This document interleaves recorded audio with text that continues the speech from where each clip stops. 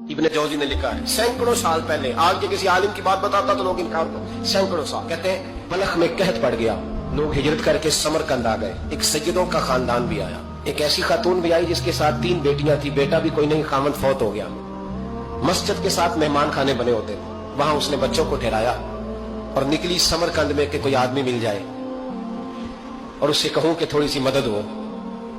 وہ چلتے چلتی ایک سیٹھ کے پاس، رئیس کے پاس پہنچی۔ جن لوگوں کے پاس دولت آتی ہے نا، وہ کئی دفعہ سخت جملے کہنے لگتے ہیں جو اللہ کو پسند نہیں آتے۔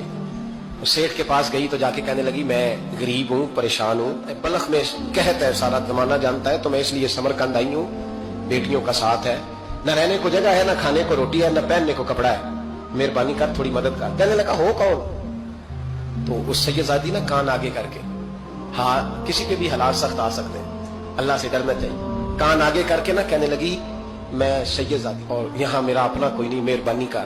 تو وہ سیٹھ صاحب، چودھری صاحب کہنے لگے مجھے کیسے پتا چلے گا تو سید ہے؟ تو سیدزادی نے اپنا پلو کھولا اور اپنے آنسو دونوں آنکھوں سے صاف کیے تو کہنے لگی اللہ تیرا بھلا کرے، میں ثابت نہیں کر سکتی کہ میں حضور کا خاندان، میرے پاس کوئی دلیل نہیں، میں نہیں بتا سکتی، چل ٹھیک ہے، چلی گئی۔ کسی نے بتایا کہ یہاں ایک یہودی بھی رہتا ہے، وہ بڑا سخی ہے، یا آتش پرست ہے، یا پارسی ہے کافر غیر، سخی بڑا ہے۔ اس کے پاس گئی، بیٹھی رہی، لوگ بیٹھے تھے، جب چلے گئے تو قریب گئی، کہنے لگی مجبور ہوں، پریشان ہوں، غریب نہیں ہوں۔ کہنے لگا بی بی تجھے کبھی دیکھا نہیں، سمرقند کی اتنی آبادی نہیں، میں سارے شہر، تو کون ہے؟ تو کہنے لگی تعارف نہ ہی پوچھے تو اچھا ہے۔ اس نے کہا چلو اگر پتہ چل جائے تو۔ کہنے لگی میں مسلمانوں کے نبی کی اولاد ہوں، مسلمانوں۔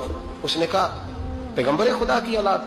اٹھ کے کھڑا ہو گیا، بی بی کو ساتھ لیا، گھر گیا، کہنے لگا جو صاف ستھرا کمرہ ہے نا اسے پھر دھو ڈالو، ایک دفعہ پھر دھو ڈالو۔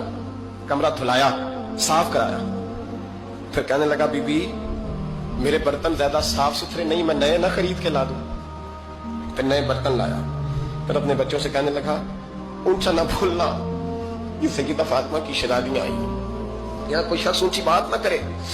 پھر کہنے لگا بی بی جو میرا بالکل طیب اور حلال رزق ہے نا، یہ اس میں سے لنگر ہے، لیکن چونکہ میں غیر مسلم ہوں، مجھے سلیقے نہیں آتے، جیسا تیسا بھی ہو نا اسے قبول کر لینا۔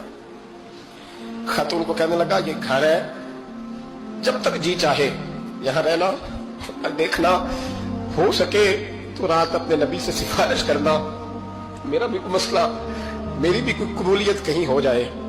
وہ مسلمان کہلانے والا رات کو سویا، کہتے جنت سجی ہوئی ہے، لوگ جنت میں جا رہے ہیں، لائنیں لگی ہوئی ہیں، نبی پاک لوگوں کو جنت میں بھیج رہے ہیں، میں بھی دوڑ کے لائن میں لگ گیا، فرشتے نے میرا بازو پکڑا، کا پیچھے ہٹ، تو میں دوڑ کے حضور کی بارگاہ میں گیا، میں حضور سارے جنت میں جا رہے ہیں کہ مجھے نہیں جانے دیتا۔